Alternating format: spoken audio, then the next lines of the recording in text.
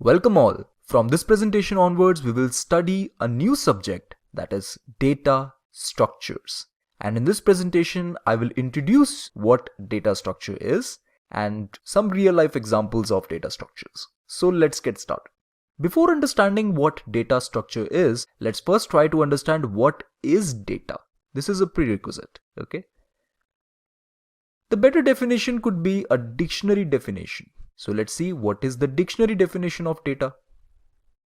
The quantities, characters or symbols on which operations are performed by a computer, which may be stored and transmitted in the form of electrical signals and recorded on magnetic, optical or mechanical recording media.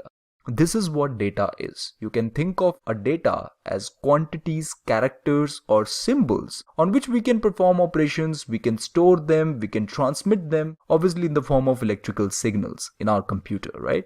So this is what a data is. Now let's see one example here. Here in this case, I'm performing this operation on these two data, right? We can think of these two as data because we are performing operations on them. These are just quantities, right? We can store them, transmit them. So they are satisfying the properties of data. So I can say that these are my data. Now, let's try to understand when data becomes information. There is a distinction between data and an information. And it is one such topic which is very confusing. We often interchange these two terms, right? But there is a distinction between data and information. Let's try to understand what is that. When I say just collection of characters like this or collection of symbols like this, then this is just a data. Because it is just a collection of characters, I won't be able to understand it properly, right? Could you be able to tell me what exactly I've written over here? No, right? But when I process this data and let's say I reverse this whole string, means the last character becomes the first character, second last character becomes the second character, and so on. Then it becomes an information. Because now I can read this and I can understand what is written. Here I have written my name is Jaspreet. So it is quite understandable. So I can say that now here data becomes information because I can extract some meaning from it. So if data is arranged in a systematic way, then it gets a structure and become meaningful. Here I have arranged the data in such a way that it becomes meaningful for me. Therefore, I can say that this meaningful or processed data is called information. Now, it is not difficult for us to understand that the data needs to be managed in such a way so that it can produce some meaningful information.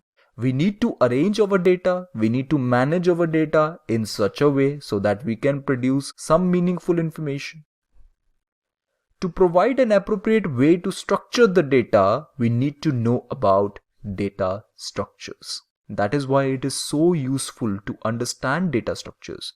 Data structure gives us the way to structure the data, to appropriately manage the data so that we can get some meaningful information from it. And not only that, we can use it whenever required in an efficient way. This is the reason why companies are preferring this subject over other subjects because this is very important subject, right? Now let's understand what is a data structure. A data structure is the systematic way to organize data so that it can be used efficiently. So organizing the data in such a way so that we can use it efficiently is what data structure is all about. We are arranging the data, we are organizing the data, we are managing the data in such a way so that we can use it efficiently. When I say efficiency, I mean in terms of time as well as space. Let's see one example of a classical data structure, arrays. We have used it many number of times. We can think of it as a sequence or collection of some symbols, characters, integers, floats, or something like that, right? You can think of array as a data structure because it is helping us in managing the data in an appropriate way, actually in a sequential manner. Now here is an example why this data structure is so useful.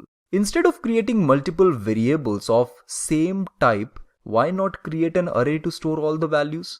Let's say I need 100 integers. Why do I require to create 100 variables for 100 integers when I can create a single array and store all the integers in them? Isn't that so? That is why arrays are so useful.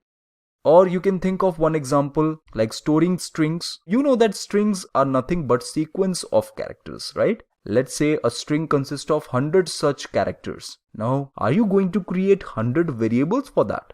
No, you can create one array which can store that whole string and we would be able to access it very easily. Isn't that so? So this requires array, and that is why we need arrays, because it helps us in managing our data in an appropriate way. That is why it is a very useful data structure for us.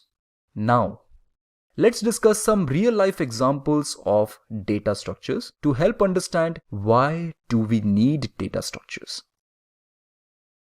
Here is an example. Did you know that stack data structure is used in implementing redo and undo feature? You know, this is the famous feature which we are using many number of times in our applications, right? One such application is Google Docs or PowerPoint or Microsoft Word. Redo and undo feature is very famous. But did you know that stack data structure is used in implementing this feature? Let's see how. Here I have taken an interface of Google Docs. Here I'm going to write something. Let's say I have written the primary goal of Nesser Academy is to give quality education. I want to write education here, but I forgot to mention here you. So instead I have written education, something like that. Let me tell you that here a stack is maintained where each and every information that I have entered gets stored. Like in this case, quality is stored, ed is stored separately, cation is stored separately. So this is our undo stack. Okay, we know that in stack the data is placed from top, and whenever we want to get the data, we can get it from the top. Only the top element we can access, right? Now, when I press Ctrl Z, then I know it means undo, right? So what it does is it selects the top element and it pops that element out of the stack and placed it in the redo stack. That is why we can see here that cation get removed when I press Ctrl Z. Ctrl Z means undo the operation which I have performed. Here in this case I have entered cation. I just can remove that out of the stack, and then after that, that particular element will get placed within this redo stack. Why it is placed in this another stack? Because when I press Ctrl Y, that is redo, then we can get that again. That is this cation, I would be able to get that again over here. Maybe I want to redo my operation. That is why redo stack is also required. Now I can continue writing. I have written the primary goal of Nesser Academy is to give quality education to... Actually, I want to write everyone, but accidentally I have written every instead of every. I press Ctrl Z, this element gets selected, and it will get popped out of the stack. It will get placed within this redo stack. And you can see here the operation is undone, right? Now, let's say I want to redo the operation. When I click on Ctrl Y, then this particular element gets selected and it will get popped out of the stack and will get pushed within this undo stack once again. So here the operation is redone. This is how undo redo feature works. And this is one such application of data structure. And you can see here stack is our data structure. Now let's see another example. Which data structure is used to store an image as a bitmap? Do you know which data structure is used to store an image as a bitmap? There are two types of images, bitmap images and vector images. Now, when I talk about a bitmap image, do you know which data structure is used to store that image? Guess what? It is an array. Array is so useful that it is used in storing an image as well. Let's see how. Bitmap images are stored as a series of tiny dots called pixels, right? So here you can see in this image that these tiny dots or squares are called pixels. Here each pixel is actually a small square that is assigned a color and then arranged in a pattern to form an image like the following. So you can think of a two-dimensional array like this. Here in this example it is 37 cross 40. Now within that two-dimensional array you are storing pixel information. That is each pixel color you are storing, and then after that you are arranging it in a systematic way, and finally we get this as a result, that is an image of a Pikachu, right? So a two-dimensional array of size 37 cross 40 is enough to store this image, isn't that so? Now let's see our example number 3. Storing the friendship information on a social networking site. Do you know how Facebook is storing the information of friends? Let's see an example here. Let's say James is a friend of Mark. Not only that, James is friend with Leah as well. So here we are maintaining the connections between them. This particular edge is representing the relationship between James and Mark. Okay. Similarly, James is friend with Leah and it is represented by this edge. Not only that, Lucy is friend with both Mark as well as Leah.